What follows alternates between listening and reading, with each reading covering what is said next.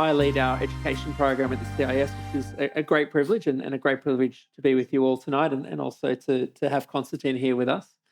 Konstantin, I'm very mindful about your safety and the safety of everybody. So with that in mind, I do want to respect your preferred pronouns. And I understand that you do identify as a they, them politically, yes. Politically non-binary. What does that mean? I think it's very important to think for yourself on everything. My experience is that whenever you buy into a political ideology wholesale, you inevitably end up in positions where you're having to think stupid things because other people think them. And I don't see that as a healthy way to run your brain, first and foremost. Now, of course, when your ideas begin to translate into political decisions, you have a binary choice quite frequently at an election, although I understand in this country you have a non-binary system for voting to some extent. So my primary interest is in trying to understand the world and get as close to the truth as I possibly can, which, of course, all of us are inevitably unsuccessful in. And therefore, to buy a prepackaged set of ideas just seems to me a little bit naive. I think left, right, up, down, liberal, conservative, whatever, they all have flaws in their thinking, and I'm interested in finding the distinctions and trying to understand, well, I think, for example, the inequality in our societies is a massive problem. Intergenerational inequality is a massive problem, and to the extent that the left used to care about that, I agree with the left. There are also issues that I agree with, conservatives and classical liberals on as well. So mainly it's about insisting on the ability to think for myself. And so at the moment, you flagged the sort of left-right binary and the way that you're straddling that, I suppose. Why is it the left and right labels, why do they not mean what they used to mean? Well, they're both breaking down because what I used to think of as the left, which I used to be on, due to a combination of ignorance and cowardice, mostly cowardice, to be honest, have allowed themselves to be derailed by the people who call themselves progressive. And my good friend in the UK, Maurice Glassman, who's a member of the House of Lords, he always says this, if you go to the doctor and they say to you it's progressive, not good news usually. So the left has allowed itself to be derailed from its core purpose by the people who are, and I make absolutely no bones about saying this. The people who we talk about when we mean the woke left, these are race Marxists or cultural Marxists. These people are the enemy of Western civilization. There's no discussion. There's no debate. It's no. These people want to destroy the foundations of Western civilization. That's what they want. And so if you are the sensible left, which is the majority of people on the left, and you allow these people to be the tail that wags your dog, well, then the whole meaning of these words starts to break down. And by the way, you give ammunition to people on the right who are going to say, oh, the left are all like this. Well, if you don't speak up, then that's what will happen. Or if you do speak up, as I've found out and many other people have found out, then you become right wing. So there we go. So it's well trodden, the flaws of the left, particularly when it comes to the aversion around Western civilization. But the left aren't alone in some of those criticisms. So just as the left might complain that big corporations, for instance, have destroyed society or hollowed it out and so on, it's also true, is it not, that the right have also got this tinge about complaining about society. Increasingly, it's the issues of, I guess, an elite of sorts as well, that particularly around bureaucracy and so on, that undermines the true society itself. But does the right have as much to blame in the current debate? I see it as a little bit of cause and effect. I think that many of the policies that progressives have pursued have created a society. You're fortunate in this country that you don't have this, but you only need to travel around major American cities or come to London to see.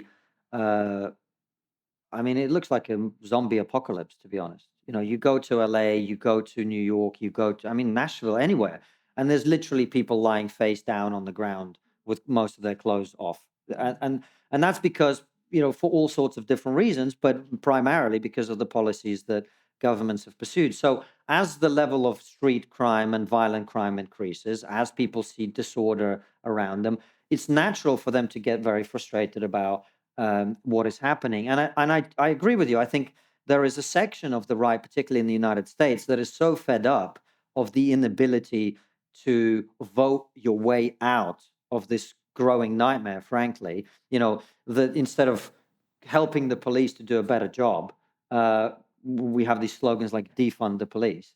All of this stuff is causing people to get frustrated. And then they say, well, look, democracy isn't working, so maybe Vladimir Putin is brilliant, Here in Australia, there's a poll that's done annually which asks Australians about their attitudes towards society, system of government, and so on. And what that's typically shown us is that an increasing number of people, especially young people, and it's around 1 in 3 who say that they're unsatisfied with democracy. Around 1 in 5 say that they'd prefer an alternative to democracy. And these numbers, of course, are much higher for young people especially. And one of the main reasons that people say that they're not satisfied with democracy is that they feel that the system no longer works for the majority but works for a minority. Are we all doing democracy wrong? Well, it's shocking numbers, isn't it, that they're that low? Well, it is. I mean, the fact is that Western elites, and I use this phrase advisedly, have had their heads up their asses for a very long time now. And they are insistent on maintaining them there, no matter how many wake-up calls they get. Look, I voted Remain in the Brexit referendum. And frankly, if you'd asked me on the morning after why half of my fellow citizens voted for Brexit, I would have had no idea, right? But what I took away from that is that I am the ignorant one, and it's my job to educate myself, right? What the elites took from that is they need to suppress that movement as quickly as possible. This was the same with Donald Trump. Donald Trump gets elected. What do? Do they say, oh my God, I can't believe this guy's so obnoxious.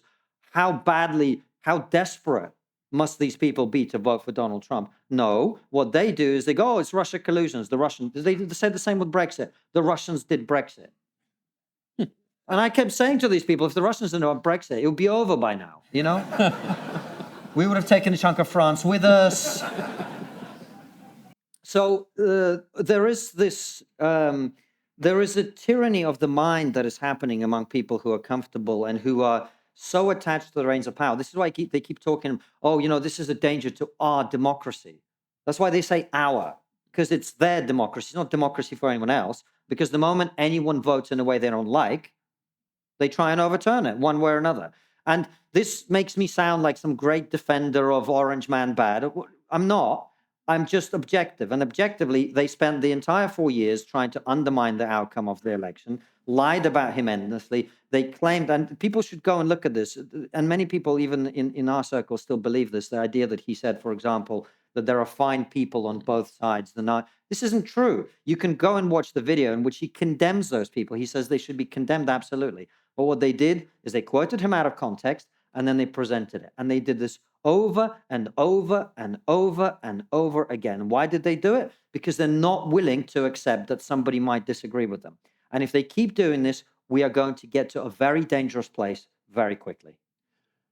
So in a free marketplace of ideas, one would expect that we would be able to say, here's video, Trump says this thing, here's another version of it, and that free exchange should, in theory, bring the truth to the surface. That's at least a textbook case. Yeah, that so much of us familiar with. There's the famous baseball player in America, Yogi Berra, who was known for his witticisms, and he said, in theory, there's no difference between theory and practice. In practice, there is. And that's I think that answers your question. In practice, we have a mainstream media which is dying. It's dying for a reason, and the reason is that they have discredited themselves over a long period of time by spreading things that later turn out not to be true and driving these narratives.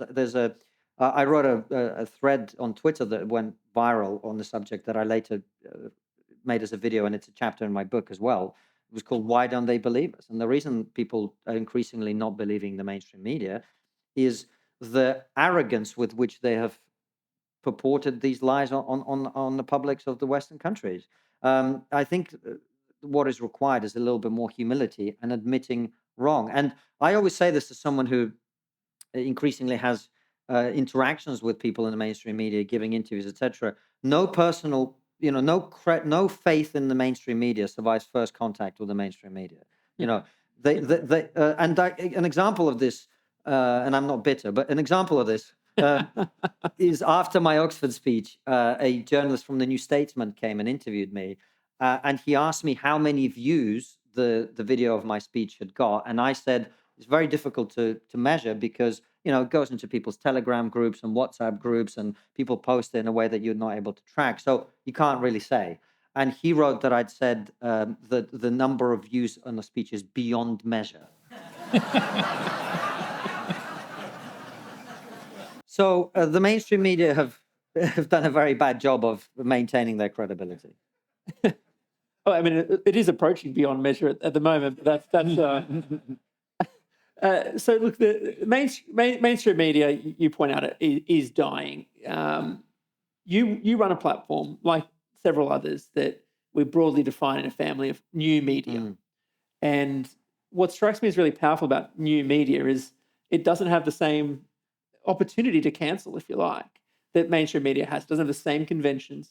It provides that free access to masses to be able to access diverse opinions, diverse perspectives, and be able to, in many cases, share and disseminate freely. You, in some respects, it seems to me this is a set of platforms that protect against cancellation for those reasons. And so many more people, when we look at these numbers, consume new media than consume old media. Does that mean old media will just die itself out? We'll see. And by the way, I wouldn't want people to take away from our conversation that I want the mainstream media to die. I really, really don't. I want them to be better. Because one of the problems with new media is you increasingly see the fragmentation of our reality. And so I often meet people who have not only alternative opinions, but alternative facts. And we no longer can agree on what the facts are.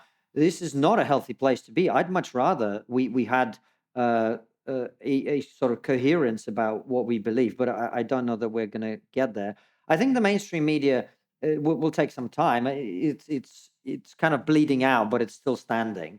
And that's because there's a lot of people who've grown up reading and listening and watching the mainstream media. That will continue. They'll continue to be influential. And by the way, I keep saying to this, I am the turkey that would vote for Christmas. I really would. I never had the intention to create a media platform online. It's a responsibility I've never saw, and increasingly I'm kind of scared of personally. I'd quite like to interview comedians about their career and sports stars about, their mental attitude, and people who've been through traumatic events about resilience and all sorts of things of that nature. I don't want to necessarily be raising things that keep getting ignored. But if the mainstream media will refuse to talk about certain things, well, someone needs to say something. And that's the only reason I've ever got into any of this. So for me, that's a sad state of. I always keep saying the tragedy of my career is I keep saying things everybody knows, and everyone goes, "Oh my God, it's amazing," Yeah, men are men and women are women. Wow, A spoiler warning. Yeah, exactly. Trigger warning is what we need for that one. Yeah. Well, related to trigger warnings, I suppose one of the first opportunities maybe many in this audience would have become familiar with your work was related to a set of trigger warnings, I suppose, or avoiding those. Back in 2018, when you were asked to complete what's sort of described as a behavioural agreement of some kind for a university comedy gig.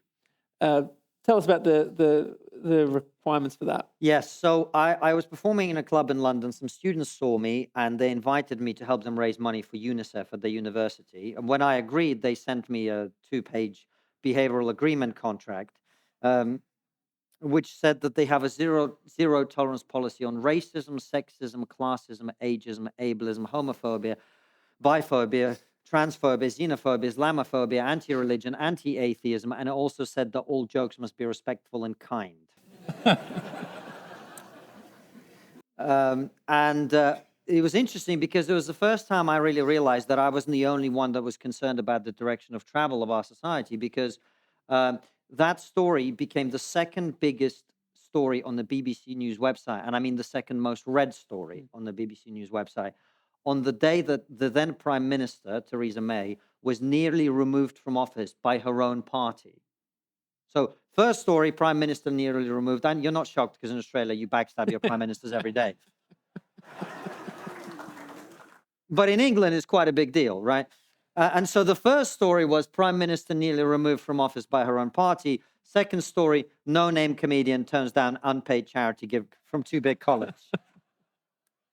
And that's when I was like, oh, okay, I'm not the only one that actually thinks this is a problem. And of course, I got thousands of emails, and I kind of understood that many people feel like they're living their life having signed a contract like that. Yes, that was an interesting moment. I think there is certainly, people always ask me, have we reached peak woke? Are we, and I think it really fundamentally depends where you are. I think in the United States, certainly when it comes to comedy, I mean, comedians who are challenging the orthodoxy are absolutely crushing it. Rogan, Bill Burr, Shane Gillis, lots of different people. Yeah, Dave Chappelle, of course. In the UK, much more rigid and much more difficult. I don't know what the situation is in Australia. On the cultural stuff, again, it's very difficult to judge. I do think you guys are at the moment in a better position, and people sometimes disagree with me because what they hear when I say that is you don't have a problem. That's not what I'm saying. I'm saying you are sliding down the toilet. You're just not as far down. Right. However, given that you see us making the mistakes, you still have the opportunity to not repeat our mistakes. And I really very much would encourage you not to. I mean, missing off the behavioural agreement, by the way, was there were plenty of other phobias and isms that were missed there, and fat phobia was missing. So be mindful of that one. The bigots that at the fundraiser here in Australia, one of the issues that I think really taps at our identity is the question that comes around every year for our national day, Australia Day. This is increasingly viewed as not only not a day for celebration, but a day of regret, humiliation, or even viewed as by many, particularly on the left, as being ultimately an invasion day. And this self-criticism that we see about the nation, why is it that in Western civilization we have so much trouble with nationhood? You've spent 60 years teaching your children to hate your own civilization. Why are you surprised that they hate your civilization? Sorry, but that's what's happened. It works. It worked, and absolutely. And by the way, it's not just hate. It's hard to teach people to hate. What's much easier is to lie to them about history. So in the UK, for example, in England, there's this. We have the Church of England, I think, has just approved £1 billion worth of reparations because we talk endlessly about slavery, and the narrative on slavery in seems to me to be, there was no slavery. And then the British Empire came along and invented slavery. And then woke people came along and ended slavery. When, of course, we all know what actually happened, which is slaves were probably the first good that human beings ever traded. Never had anything to do with racism, by the way. It was a fact of life that conquered peoples would be subjugated by others and used as labor and would be traded. Native Americans kept slaves, and so did everybody else throughout history. The British Empire practiced slavery just like everybody else. Because of their superior technological advantage, they were able to move slaves across oceans in a way that others weren't. And then the British ended slavery, not only within the borders of their own realm, but also spent a tremendous amount of blood and treasure to force the trans-Saharan slave trade, which was much worse, lasted longer, had a higher death rate. The men were all castrated. The women were taken as sex slaves. They forced that slave trade to end, a tremendous diplomatic, military, and monetary cost. And so, this idea that we must eternally apologize for the sins of the past seems to me absolutely ridiculous. Now, does that mean we shouldn't recognize that those things were bad? Yes, of course we should, and we should acknowledge and learn from them. But it seems to me very odd. I made this point in the book. I have a whole chapter on slavery in it, which is, imagine if you have to, that, 50 years from now, we're all going to be vegan because they get their way, right? Because eating animals is this terrible crime. Would we then say that the people who ended that practice were the most evil in history? That wouldn't make any sense at all. I think we would say, well, this is the first empire in the history of the world that ended this practice we now consider immoral.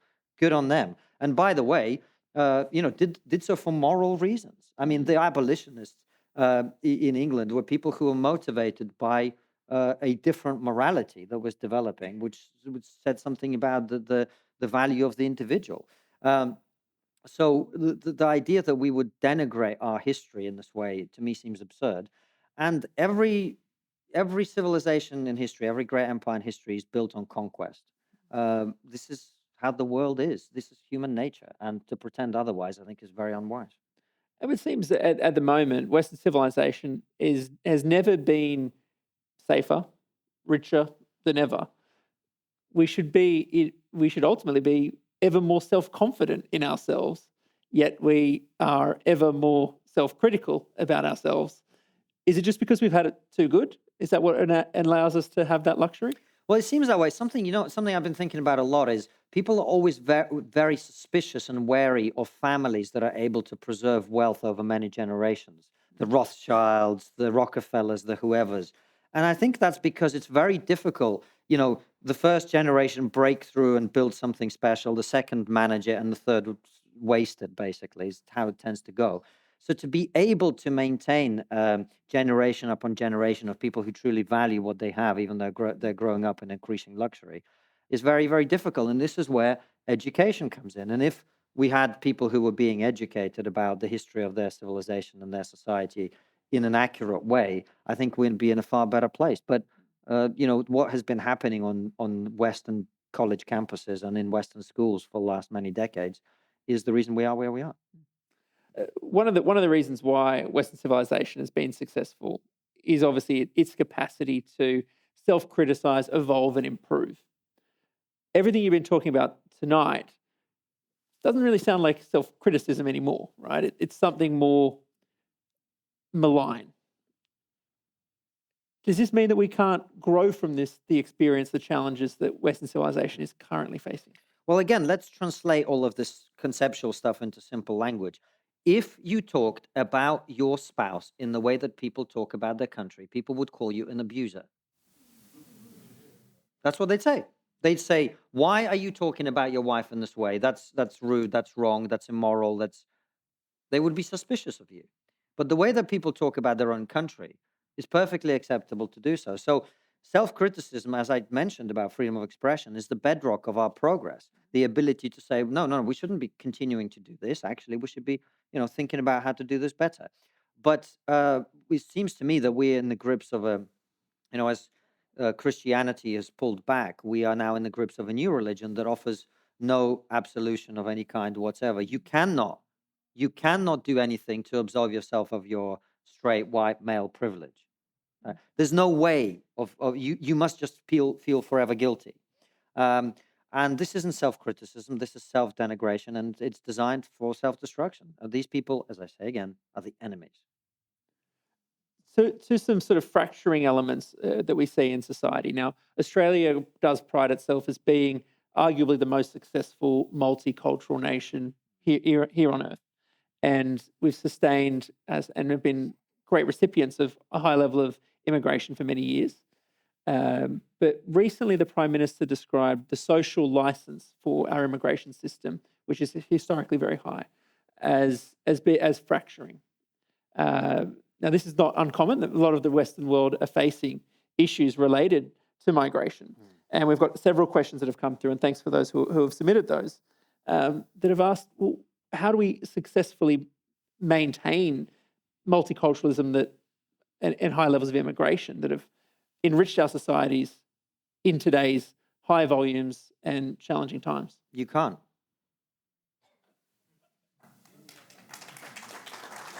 You can't. It's like saying, look, I love ice cream, right? But if I had ice cream for breakfast, lunch, and dinner every day, and then you said to me, how do you keep the weight off? I'd say, I'm fat, right? There are immigration. How many of you are immigrants or descendants of immigrants here? Right. Well, pretty much all of you, right? Yeah. Well, some of you were involuntary. I'm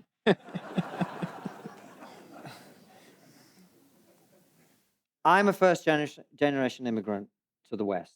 I think immigration is conducive to a healthy society. If you bring young people, and not just young people, but driven, talented, smart people who are willing to become part of your nation, who are willing to subscribe to national values, who are willing to say, look, I was born blah, blah, blah. I'm British. I'm Australian.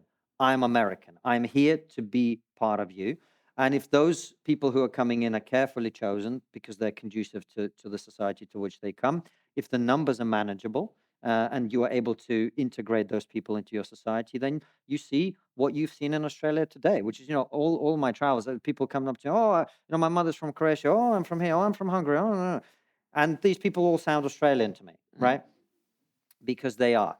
But if you have levels of immigration that become too difficult to manage, and particularly if you do what we are doing in the UK and what they're doing in America, which is letting people come in illegally.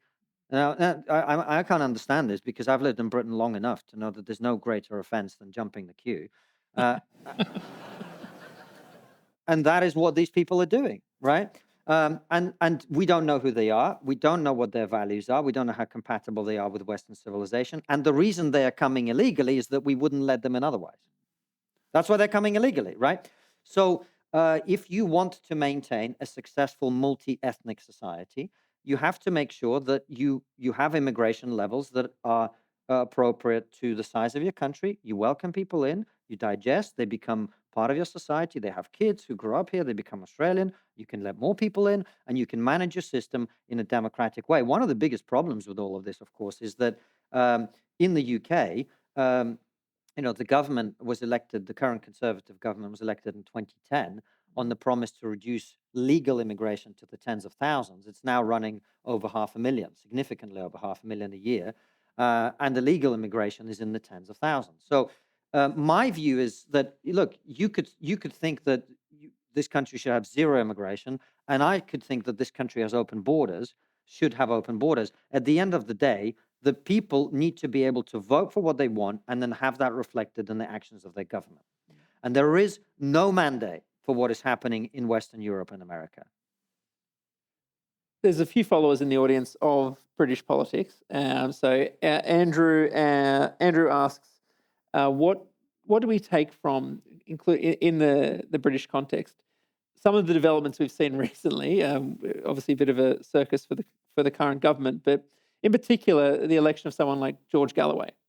What does this signal for the health of democracy and I guess the future of politics? George Galloway has been in Parliament for a long time in the UK. He's a very charismatic speaker. I've had him on my show.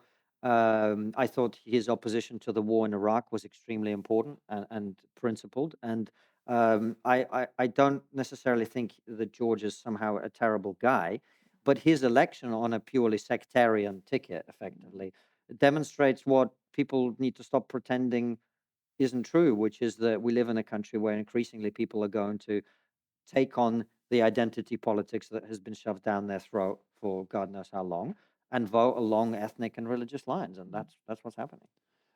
Gabby also points out the challenge faced here in Sydney and in many parts of the world, and that's the plight of Jewish children in schools and feeling deeply unsafe and in Western societies as well.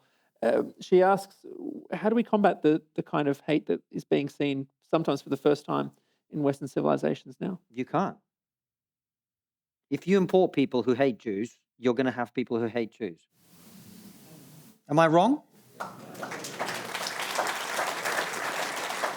So if that's what you're doing, then that's what will happen. You can't fight it. What people keep saying, oh, there's no rise in anti-Semitism. There's no rise in anti-Semitism. You just found out that you had lots of anti-Semitic people in your society who've been anti-Semitic this entire time. There's no rise. So I don't understand what people are talking about when they say, oh, we're going to fight anti-Semitism. The only way to fight anti-Semitism is to destroy identity politics and the progressive project. And the reason is very simple. And this is something that my friend Eric Weinstein explained very well when we had him on our show with Sam Harris. The reason for left-wing anti-Semitism, which is, I think, what we're probably talking about to some extent outside the kind of more religious-driven element of this, is very simple. Once you say that there are some groups that are underrepresented and there are some groups that are overrepresented, and the only possible explanation of why a group might be overrepresented or underrepresented is privilege and power, then you immediately get to what Adolf would have called the Jewish question, right? Because as it happens, Jews, for cultural and historical reasons, and because of what they teach their children, on average, are much more likely to be overrepresented, particularly in certain industries, in the media, in banking, and so on. It's a fact, right? They are overrepresented in the same way that many middlemen minorities will tend to be overrepresented in success and money and so on in different countries. Armenians were overrepresented in the Ottoman Empire and were persecuted as a result. Foreign-born Chinese are overrepresented all over Asia and are persecuted as a result. East Asians were middlemen minorities in Africa and were pursued by people, prosecuted and persecuted by people like Idi Amin because they're overrepresented. Once you create this ideology, it will inevitably hone in on minorities that are successful. And Jews are bearing the brunt of that. If you want to stop anti-Semitism, stop talking about anti-Semitism and start talking about identity politics and how the woke project is destroying Western civilization from the inside.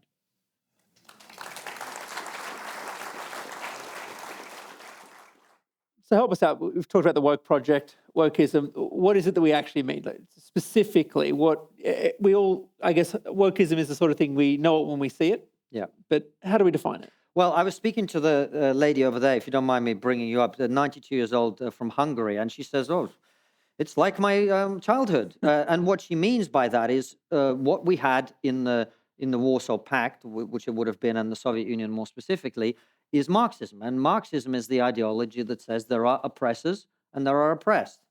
We just talked about it with, overrepresented groups, underrepresented groups. And the woke project is essentially a product of the realization that the class-based Marxism that we had in the Soviet Union, we have the bourgeois and the capitalists who are the oppressors, and the workers and the peasants who are the oppressed.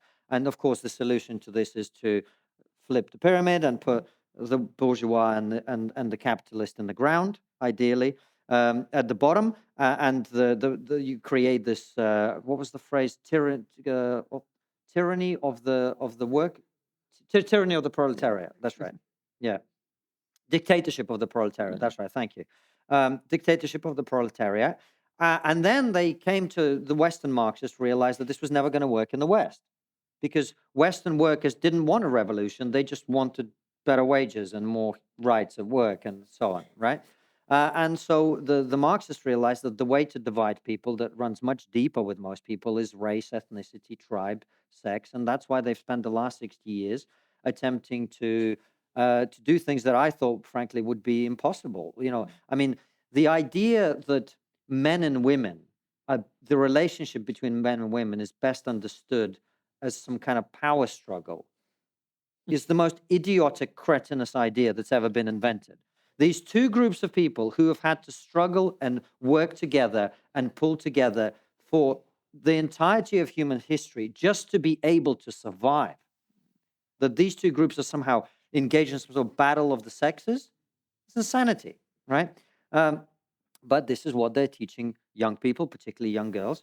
And when it comes to race, people are tribal. People are pre-wired for all these sorts of things. People are pre-wired for tribalism. And the beauty of the Western project is we have been able to ameliorate some of the ugliness of that approach to society as better than anyone else in history.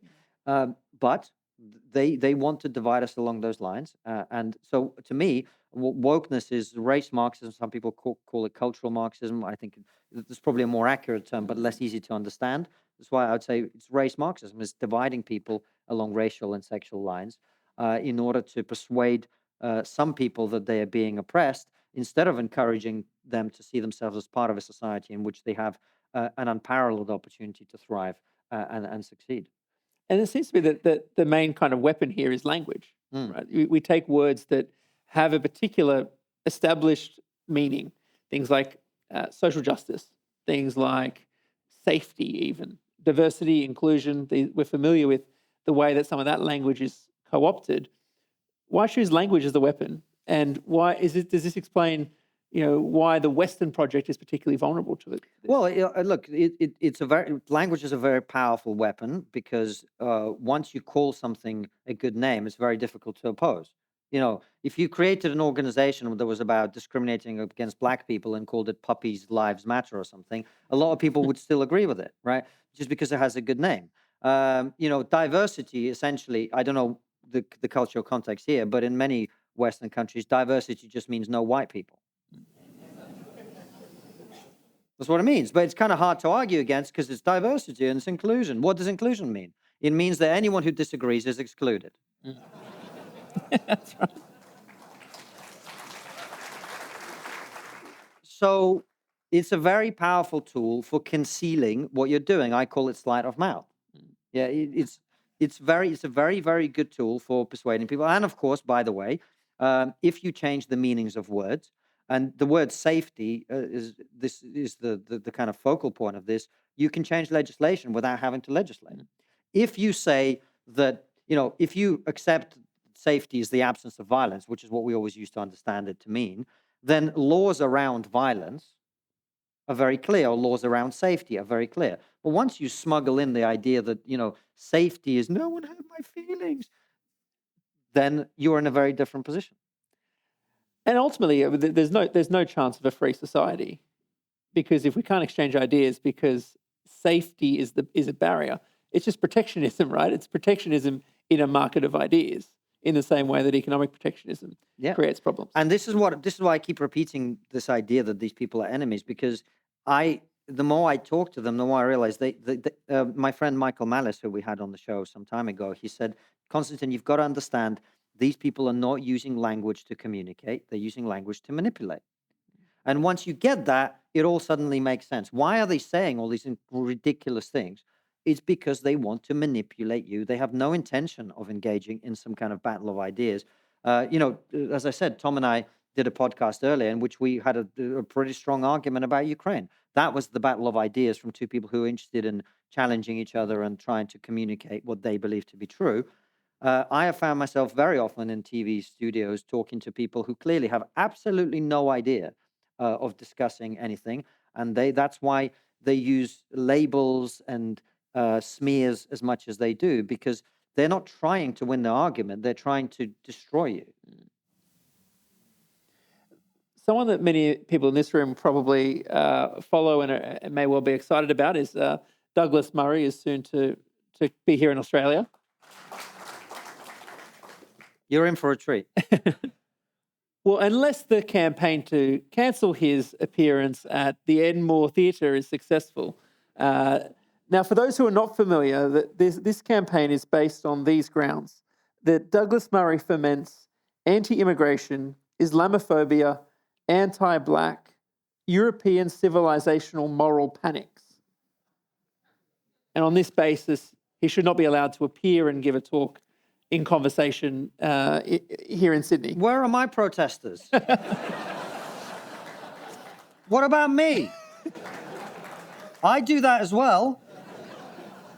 In fairness, you did talk at Sydney University a few days ago. There were protesters there. So they were there for Tony Abbott. In fairness, they all had it.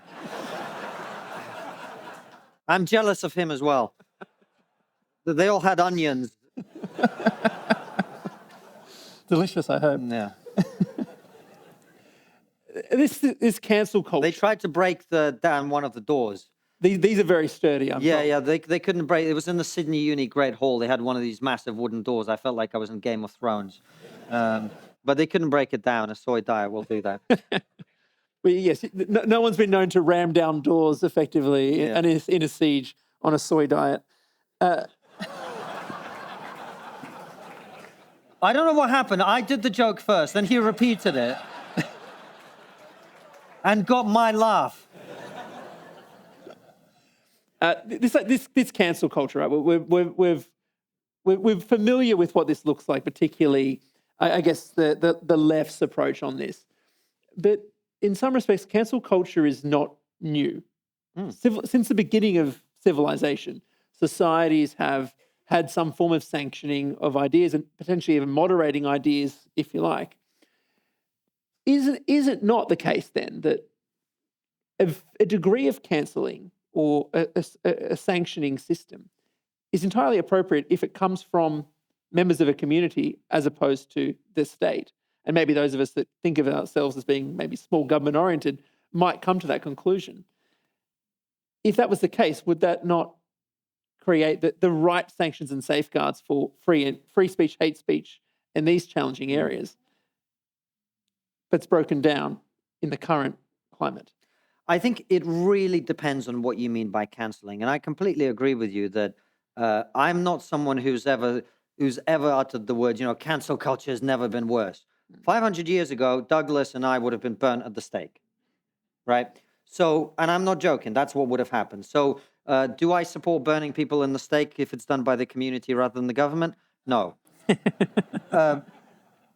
But and we could go down, down the list for obviously in the US particularly, and to a lesser extent in the UK, we had the Me Too movement, and I thought that there were elements of the Me Too movement that were entirely understandable and frankly quite justified. I don't know anyone who disagrees with what happened to Harvey Weinstein, for example, right?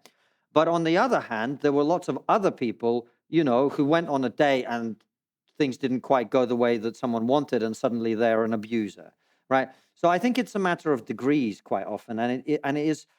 I have no problem with people coming and protesting outside an event. I have no problem with people coming in and asking pointed questions or challenging, and I would, in fact, would have loved for them to come in. But shouting people down, trying to get people to lose jobs because they said something you don't agree with, that is, to me, not a way of conducting these conversations. If you do not agree with Douglas Murray, the best thing you can possibly do is make a better argument than Douglas Murray. That's what you do. And if you do that, by the way, in our society now, you're going to be rewarded with a huge platform and lots of money and lots of attention. The problem is no one seems to be able to do that. And it tells you something about the strength of their argument. So to me, come along. If you don't agree with me, come along, explain to me why I'm wrong. And my wife does it all the time. To societies that have not done this very well, in Russia, of course, a few weeks ago, many of us received the news that Alexei Navalny had passed away, possibly murdered, in Russian prison. What does that mean for the future of, in your view, that debate, discourse in Russia and its struggles with democracy? And I don't remember the last time Russia struggled with democracy. It's been a long time. Look, I mean, seriously, Russia never had a democracy, ever, in 12 centuries. In 1991, we had a brief window, and even then, there was not a single democratic transition of power. Boris Yeltsin handed power over to Vladimir Putin. Vladimir Putin has been in power for 25 years. I don't understand why people in the West keep talking about democracy in Russia. There is no democracy in Russia. I'm not sure the Russian people would want democracy if it was offered to them. Maybe they would, maybe they wouldn't. That wouldn't be my experience. That wouldn't. I don't think, looking at history, that's what you'd conclude. And the sad death of Alexei Navalny, who you can agree or disagree with some things he said, but he was a brave man and a principled man. I don't think it says anything very much about the future of Russia, other than the fact that Vladimir Putin is now even more firmly in control of the country. He obviously, Navalny represented the sort of liberal opposition, but we all, I think, followed the fate of Yevgeny Prigozhin, who challenged Putin by having his troops march on Moscow. He decided to withdraw and mysteriously perished in an accident 2 days later. Igor Girkin-Strelkov, he was one of the people who orchestrated the uprising in the east of Ukraine in 2014. He is now in prison for criticizing Vladimir Putin from a more nationalistic perspective, saying Putin's too weak on Ukraine. And so Vladimir Putin has consolidated power. And I imagine he's going to hold on to it until he can't any longer. Barry Weiss quite cleverly, succinctly described the current moment as being sense-making institutions have gone mad. And I think she would agree with basically everything you've said tonight. Alex from our audience asks, how do we make institutions more trustworthy again? Well, I can't because I'm not institutions. But what institutions can do is be more trustworthy. And then people will trust them more. It's pretty simple. It sounds glib. I'm not being glib, but that's the answer, right? We talked about the media. If the mainstream media were more trustworthy and didn't jump on every bandwagon and didn't lie and didn't misrepresent and didn't suppress information they didn't like, during COVID, I mean, look, I still don't know where COVID comes from. Do you? We hosted a fantastic event about it a few years ago with Shari Markson, though. Right. My point is, there was a time when if you'd said that there are some scientists, this is a fact, right? You can agree or disagree about the reality. Some scientists believe that it came from a lab in Wuhan. Okay. You would be censored on YouTube and you would have the potential to lose what in my case is now my living. Right. Now, do you think that improves trust in the institutions? No. So what the institutions have to do is stop doing stupid things like that. And then there will be more trust in the institutions. Sorry, I wish I had more, but I don't. Here at CIS, we've spoken a lot about the issues impacting young people especially, and we view the intergenerational inequality that we're observing as being a critical function of our role in the public debate as well. One of the key areas there is the issue around housing and the concern that many young people are locked out of housing. And yet, there is this same paradox that young people should then say, if they're rational voters, should say, build more houses so they can be affordable. But young people say, don't build more houses, no more development, developers are evil, protect the environment, lower emissions, all of this, don't clear land. Why is this irrationality? Why this paradox in the way young people are approaching issues impacting their lives? Well, that's easy. Young people are stupid. I don't mean that this cohort is any more stupid than we were when we were young. I just mean all young people are stupid, including us when we were young. So I don't expect them to necessarily be entirely consistent. But what I also think is important to say is that young people are right to be upset about that, the lack of housing and the housing crisis. And I don't think it's them that's preventing the houses that are being built, frankly. The people who are preventing houses from being built are older people who don't want houses to be built in their backyard, and the corrupt construction and land planning situation where people who hold on to land have an incentive to do so because it drives up the price. So it's basically a set of corrupt incentives within government, combined with the fact that these governments increasingly rely on the silver vote, older people, who don't seem to be thinking about their grandchildren in a way that they absolutely should be. What we are doing to our young people is outrageous. And not only on housing, I know you're in a better position than we are on this issue, but debt to GDP in the UK and in the US is running at over 100%. This means we're indebting our grandchildren, many of whom are not yet alive. This is not how a responsible society behaves. It just isn't. And housing is just one manifestation of the way that the intergenerational bond is breaking down. We have to be willing to do what parents and grandparents have done throughout the ages, which is sacrifice for the next generation. And we've got to give something up so that they have a better life, not least because if you don't, they're going to burn the whole thing down.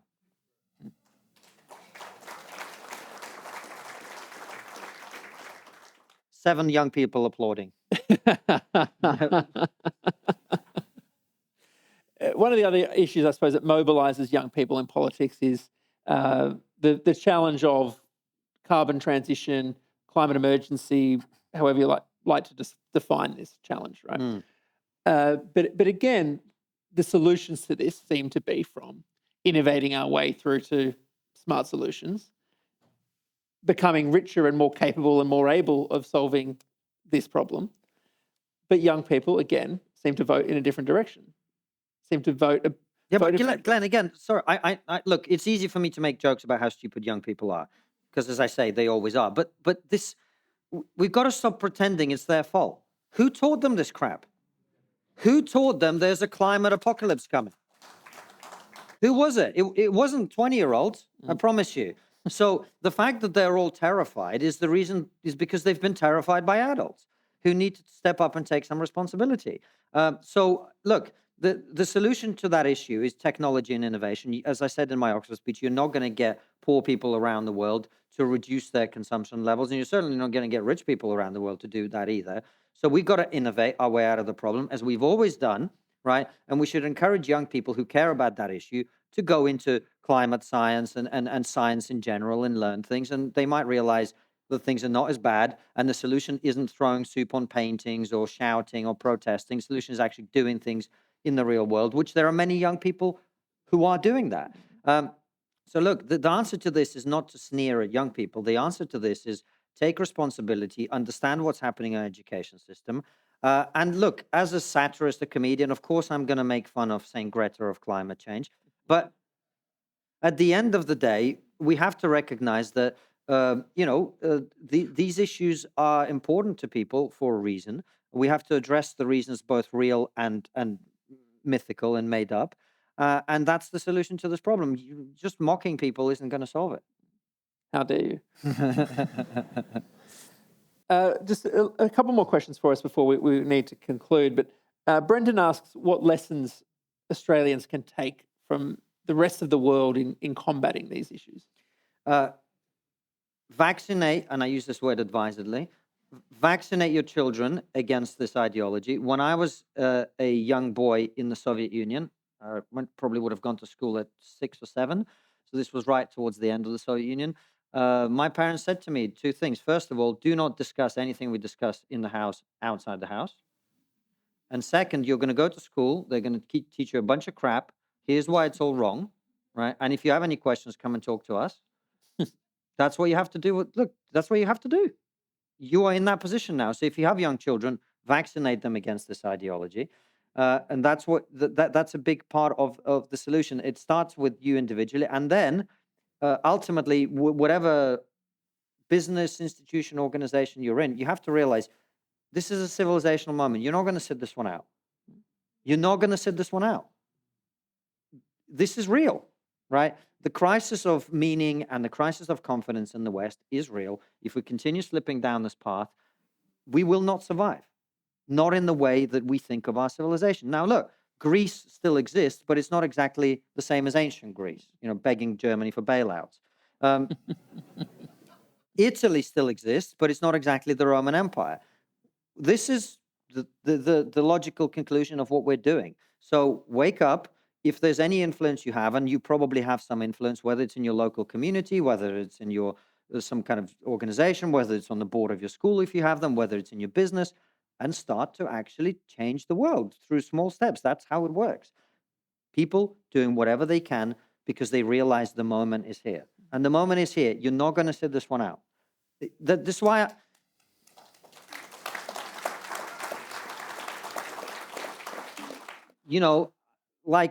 there's literally no reason that I should be sitting here talking to any of you. I'm not in any way different to you.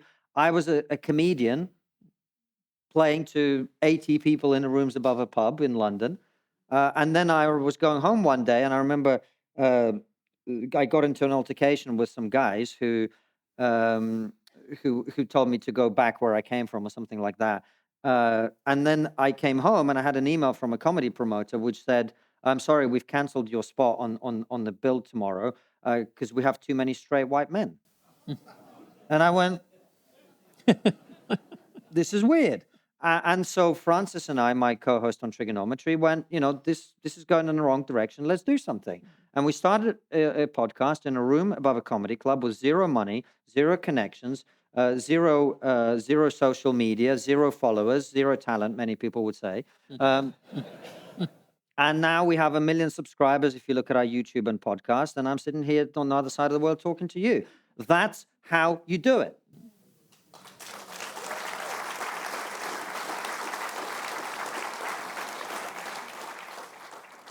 So largely to that point, and we are just about out of time, but James asks, comments and then asks, many people lack the courage to be able to stand up to absurdities, excesses of ideologies.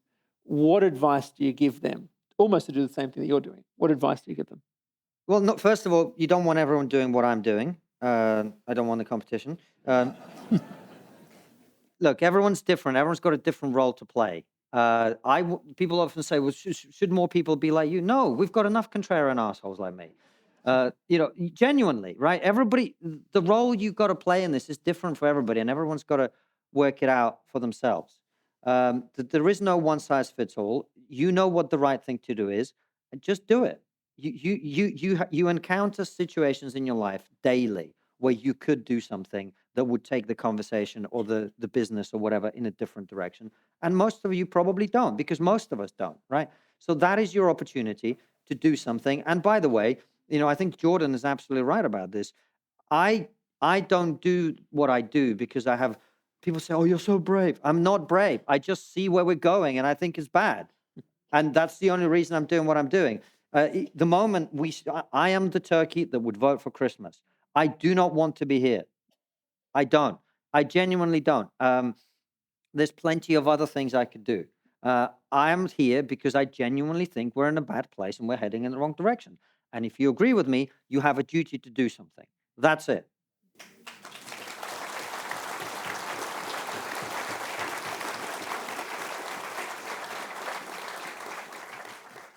You may not want to be here, but we are very glad that you're here. We are just about out of time. Everyone, please thank Konstantin Kisin. Thank you very much. Thank you. Thank you very much. Now, for decades, CIS has been a fiercely independent voice, working tirelessly to deliver evidence-based public policy, especially in the critical area of education. To be notified of our future videos, make sure you subscribe to our channel and click the notification bell. CIS relies solely on the generosity of people like you to help us advance our cause. Check out the links on screen now to see how you can get involved.